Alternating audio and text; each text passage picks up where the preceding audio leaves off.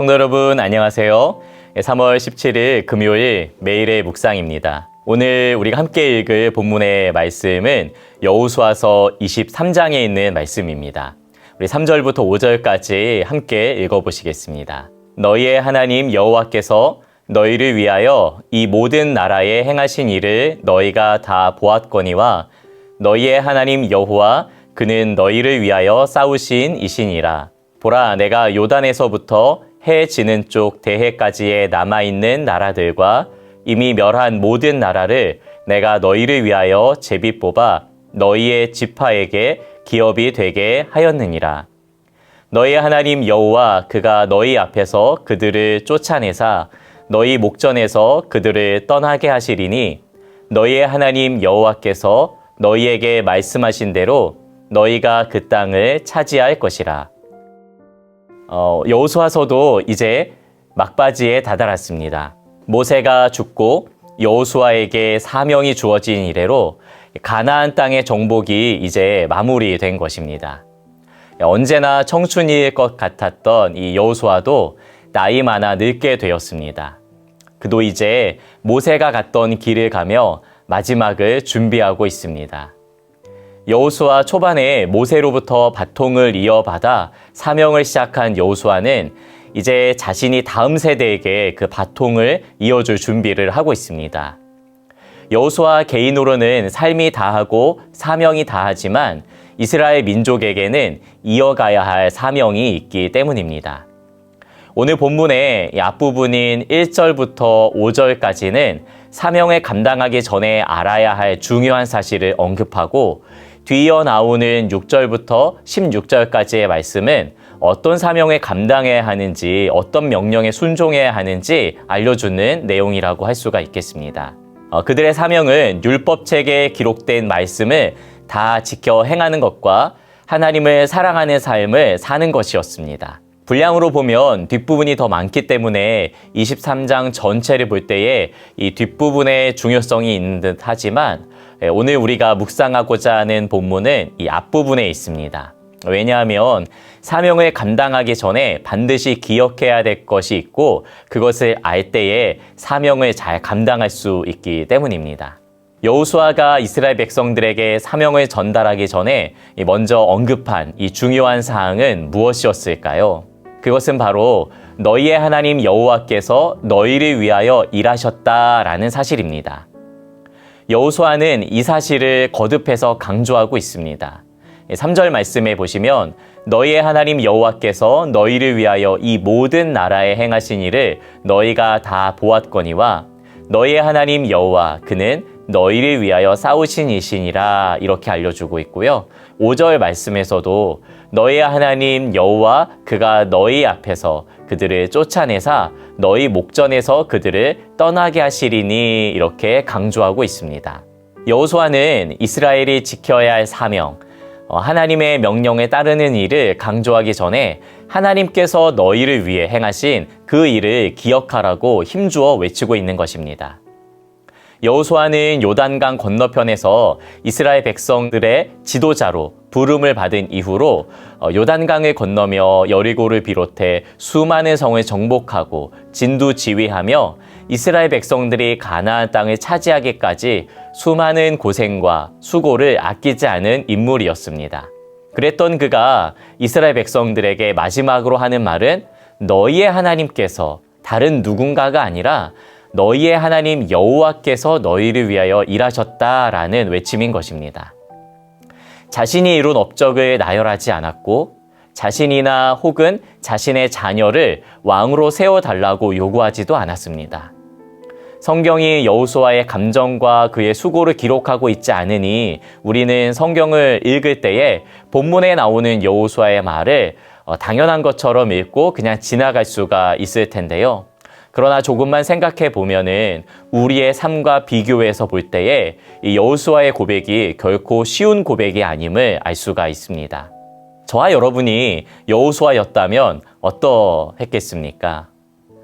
하나님의 자리에 우리의 이름이 올라가기를 내심 기대했을지 모릅니다.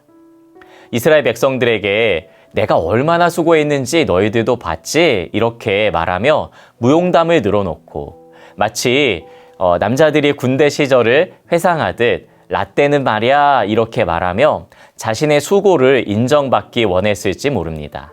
아니 그렇게까지는 아니어도 하나님을 높이며 은근히 자신의 수고를 끼워 넣어서 하나님도 일하셨지만 나도 좀 열심히 했어 라고 말하고 싶지는 않았을까요?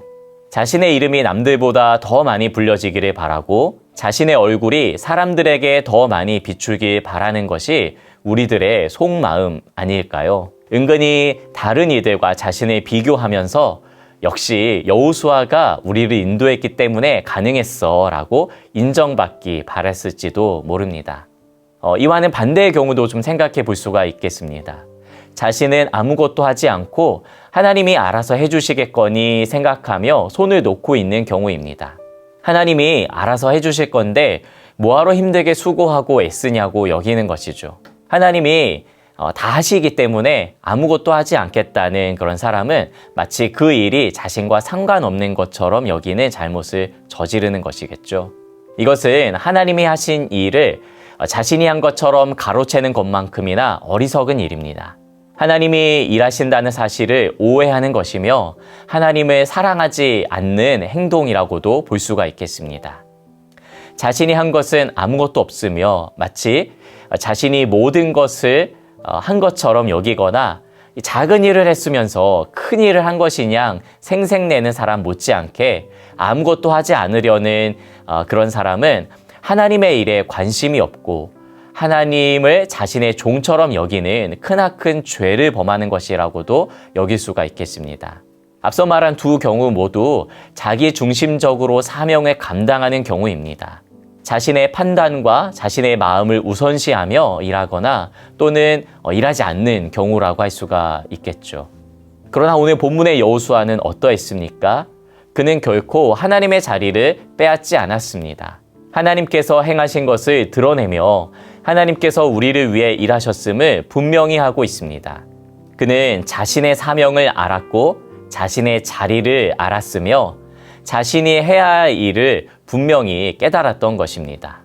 모세가 죽고 나서 자신이 이어받은 그 사명을 끝까지 완수했습니다. 교만해지지 않았고 무기력해지지도 않았습니다. 그가 이스라엘 백성들에게 율법책의 말씀을 다 지켜 행하며 여호와 하나님만을 사랑하라고 외칠 수 있었던 것은 여호수아 자신이 그렇게 살아왔기 때문이며 무엇보다 하나님이 하셨습니다 이렇게 인정할 수 있었기 때문입니다. 사랑하는 성도 여러분, 여러분은 일상을 살며 얼마나 하나님의 일하심을 인정하고 계십니까? 하나님을 우리의 구원자로 인정하지만 우리 삶에서 하나님의 일하고 계심을 잊고 있거나 하나님과 상관없는 내 삶을 살아가고 있지는 않으십니까? 가나안을 정복하고 땅을 분배하는 것이 하나님께서 맡기신 여호수아의 사명이었다면 이 땅에 사는 우리들은 하나님의 선하시고 의로운 통치가 우리를 통해 이 땅 가운데 드러나도록 우리 자신을 순종의 도구로 드리며 삶의 곳곳에 하나님의 나라가 임하도록 하는 것이 우리의 사명일 것입니다. 그리고 그 사명을 감당하는 순간순간마다 하나님의 일하심을 믿고 경험했던 여호수아처럼 우리의 삶에도 일하실 그 하나님을 기대하며 경험하는 그런 인생을 살아야 될 줄로 믿습니다. 여호수아가 사명을 감당하며 그 모든 마지막 순간에 하나님이 하셨습니다 고백한 것처럼 우리의 삶도 달려갈 길을 다 마치고 하나님이 하셨습니다 이렇게 고백할 수 있는 삶이 되기를 예수님의 이름으로 소망합니다. 우리 같이 함께 기도하시겠습니다. 살아계신 하나님, 여호수아와 이스라엘 백성들이 가나안 땅을 정복할 때에 일하셨던 하나님께서 지금도 우리와 함께 하시며 우리를 위해 싸우시며 일하고 계심을 믿습니다. 하나님의 일하심은 실수가 없고 완전하며 선하고 아름다우심을 믿습니다. 우리도 여호수아와 같이 우리의 사명이 다하는 그날에 내게 일어난 모든 일은 하나님이 행하신 일입니다 고백할 수 있기를 소망합니다. 우리를 통해 하나님의 나라가 이루어지게 하시고 우리를 사용하시어 하나님께서 큰 영광 받으시옵소서. 예수님의 이름으로 기도드립니다. 아멘.